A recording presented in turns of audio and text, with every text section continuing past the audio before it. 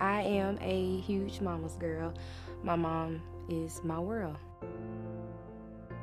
I see how much love she has to give. I strive to be just like her. And I have 2 younger siblings as well. I have 2 younger brothers. So as their sister, I feel like it's my job to protect them the best way that I can. And that's really why I became a police officer.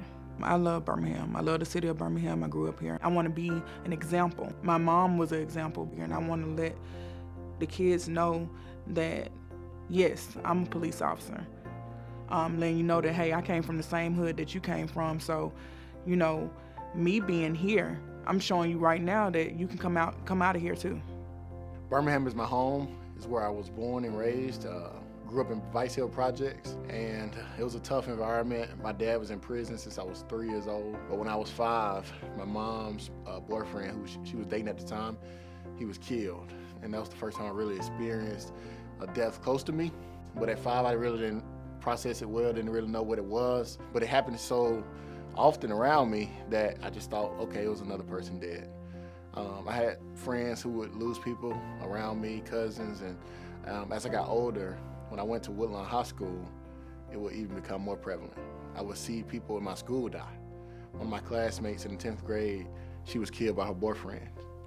And when I was in the 11th grade, my sister's boyfriend was killed by his stepdad.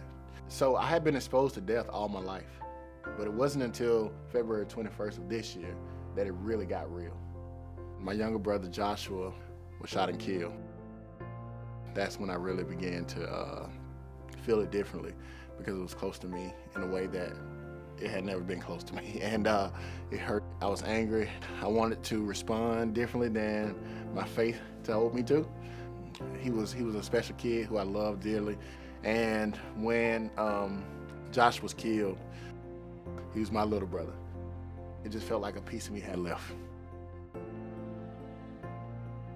You know, the kids are our future, and I don't want parents to sit there and continue to bury their kids. It's a hurtful feeling. Your kid's supposed to bury you. You're not supposed to be burying your kids. I mean, it hurts my heart because I have a child, and it'll hurt me really, really bad that if I had to deal with that with my own.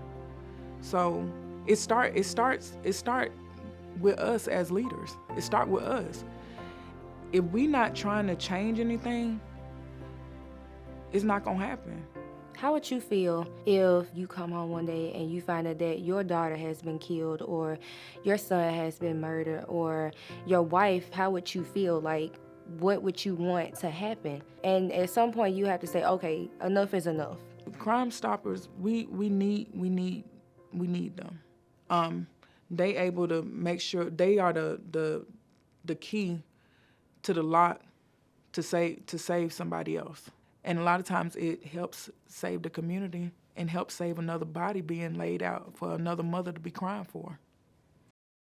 The people like those people who took the life of Demetrius' brother, they need to be behind bars. They need to be taken off the street, and Crime Stoppers is the way to do that. It also not only brings justice to that family, it brings them closure. It helps them move on because they know, regardless if they know who said what, somebody spoke up and said something.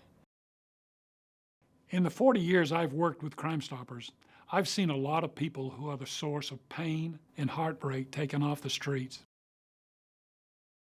The caring people of our community who provide information remain completely anonymous, and the generous businesses and firms around Greater Birmingham have provided funds for awards that are critical to our success. The bottom line is, it works, and we will continue to work hard to help make our communities safer. We appreciate Crime Stoppers for everything that they do. It's a reason why we are partnered up with Crime Stoppers. We need y'all. So I thank you.